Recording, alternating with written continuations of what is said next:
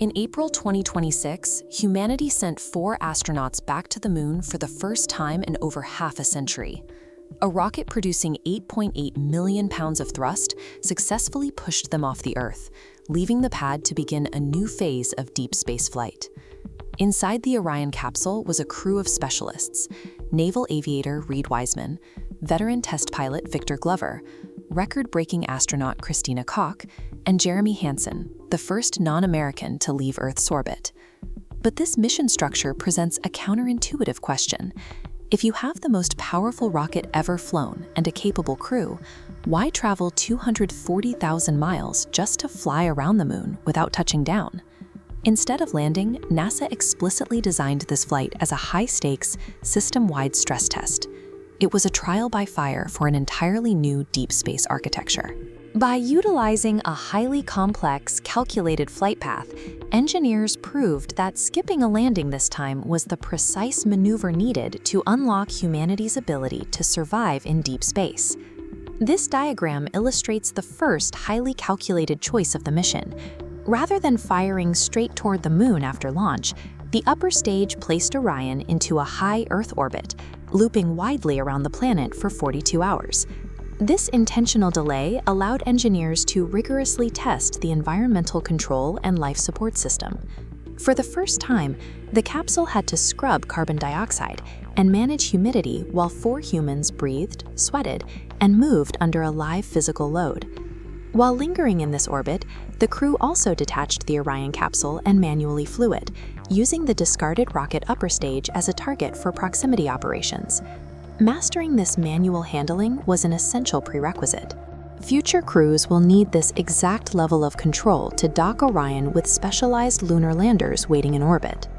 Staying in high Earth orbit for almost 2 days provided a brilliant failsafe.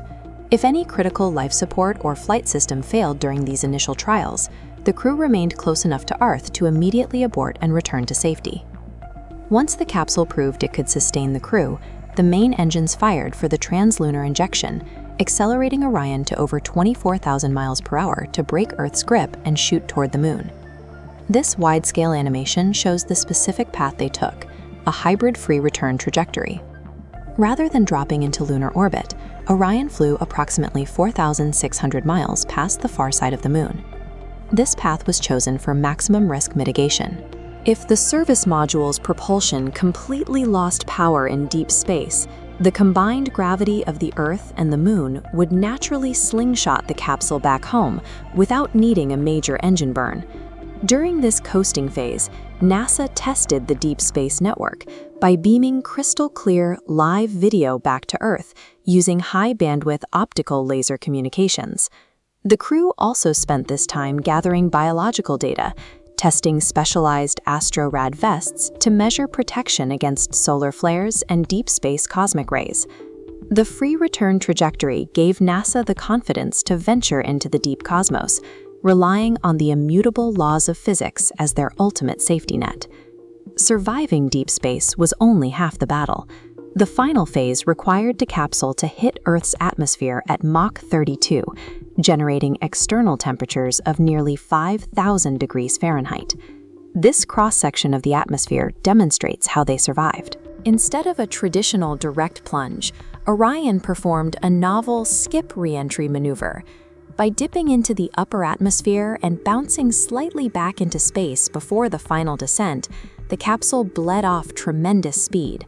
This prevented the heat shield from failing before the parachutes could deploy. Orion's safe splashdown in the Pacific Ocean provided the final proof.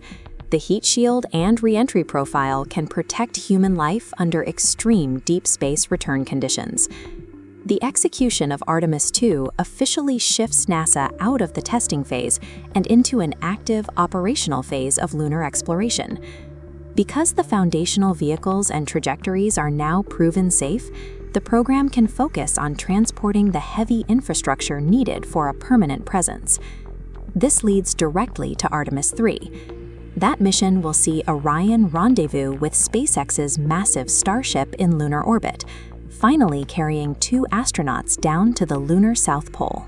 The South Pole is highly strategic. It contains permanently shadowed craters holding billions of tons of water ice.